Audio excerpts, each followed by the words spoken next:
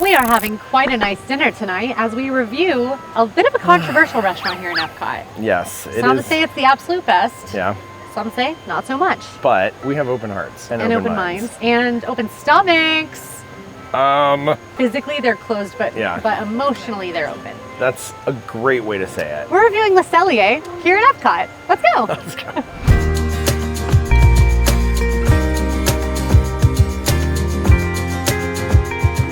So, first impressions of the visuals of the restaurant.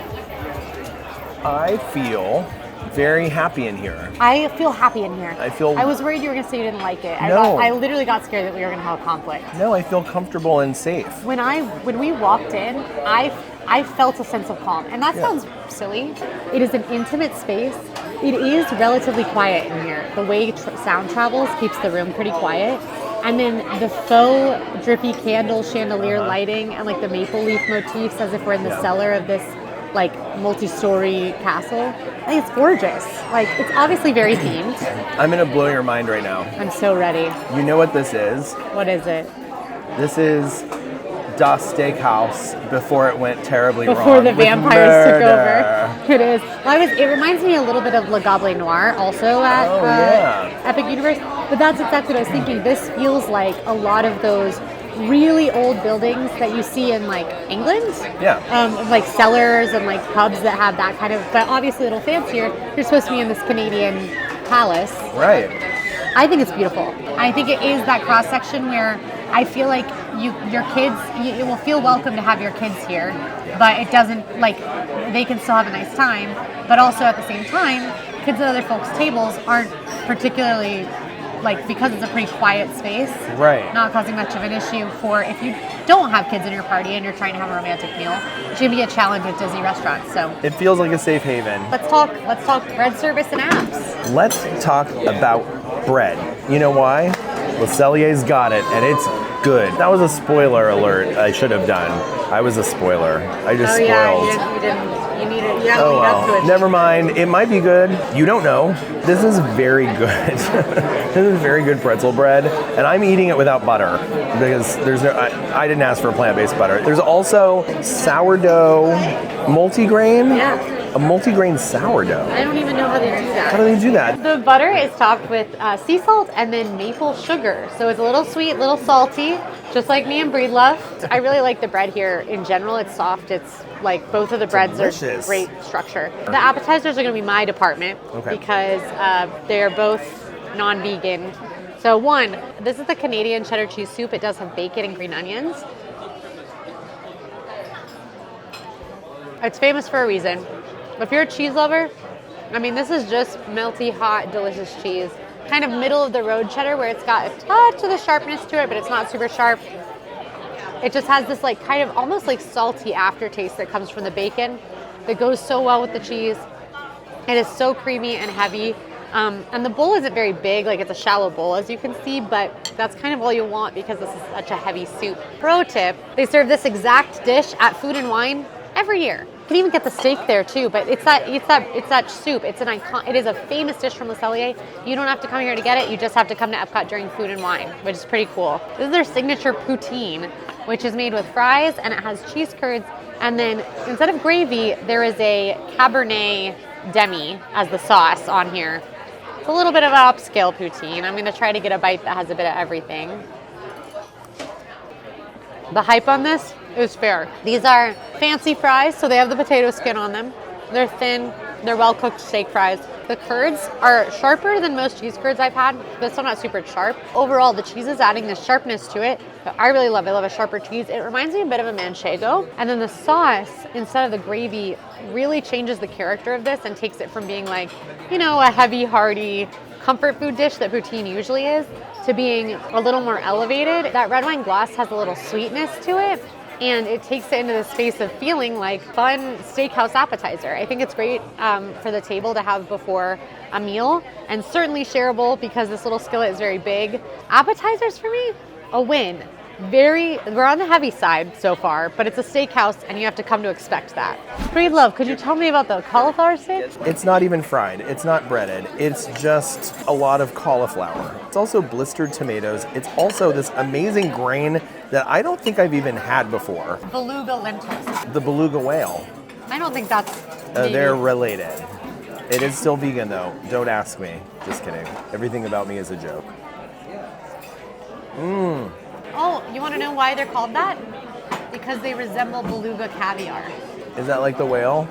Yeah. But they just look like it. They are not that. This is smoky, fragrant, spicy, but not in a hot way. It's just aromatic. Very flavorful for a dish that just looks like a bunch of steamed cauliflower in the middle of a plate.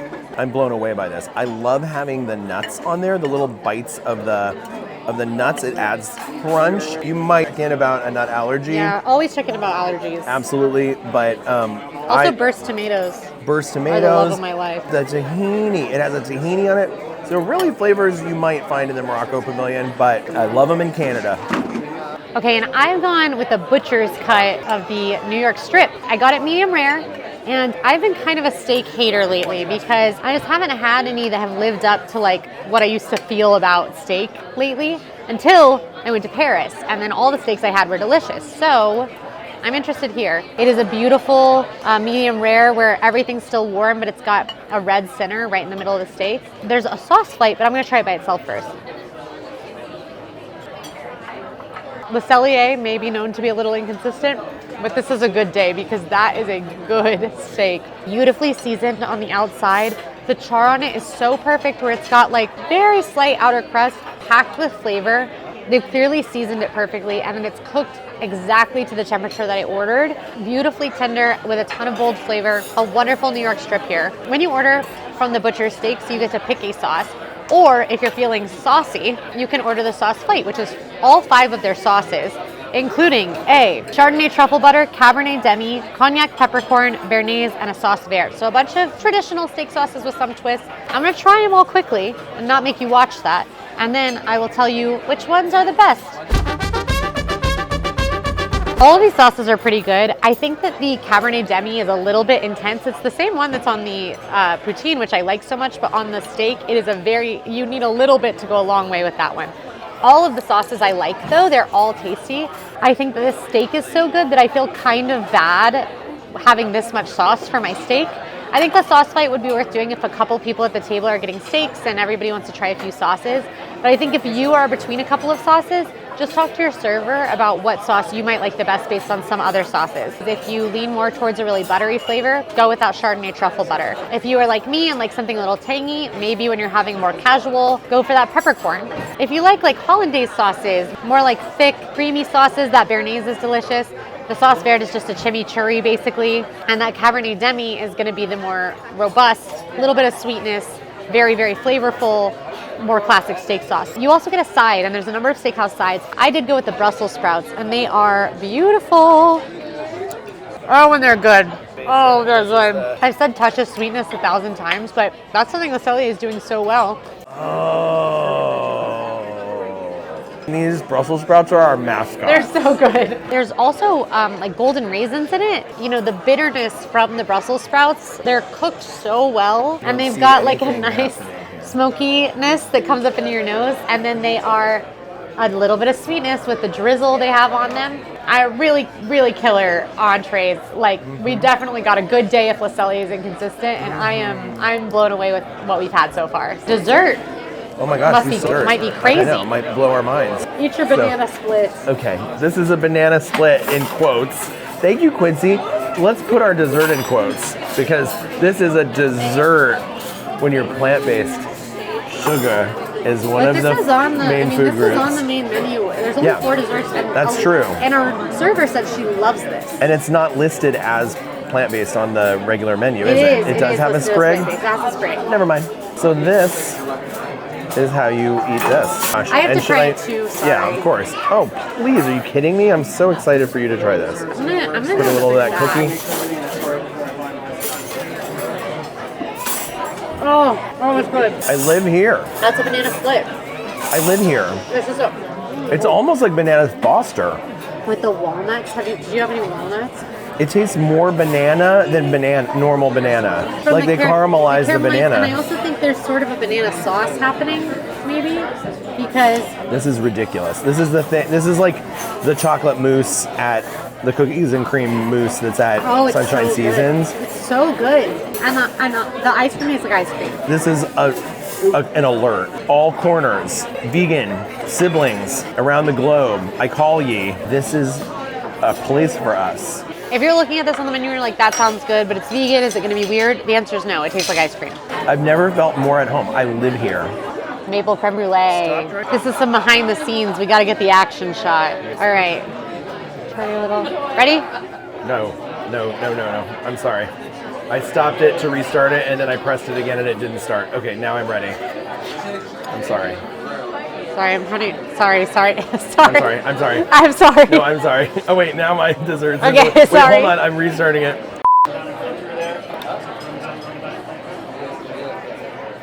Action shot acquired.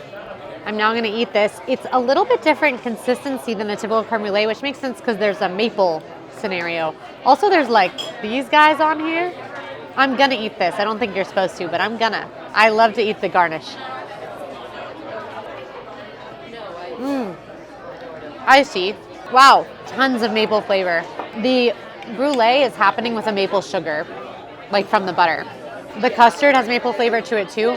Mostly you taste it on the nose. You get that like, you know that like sticky mapley smell that you get when you're eating like pancakes with maple syrup? It's like that. And that's in there? You're getting that? That's in the So you're almost custard. getting, it's like a replacement for the maple syrup pie they used to serve when this was a cafeteria-style restaurant. And it's very good. Yeah. Like a lot of maple flavor. If you're like medium on maple, too much maple, I promise. But if you like maple flavor, we'll gloat. Why is there a blueberry entering the frame? It's a gourmet Hold it higher. maraschino. Higher. Gourmet maraschino. Little to this way. Wait, stop. Back. It's a Back up. No. Up. gourmet maraschino cherry. It's a gourmet maraschino cherry.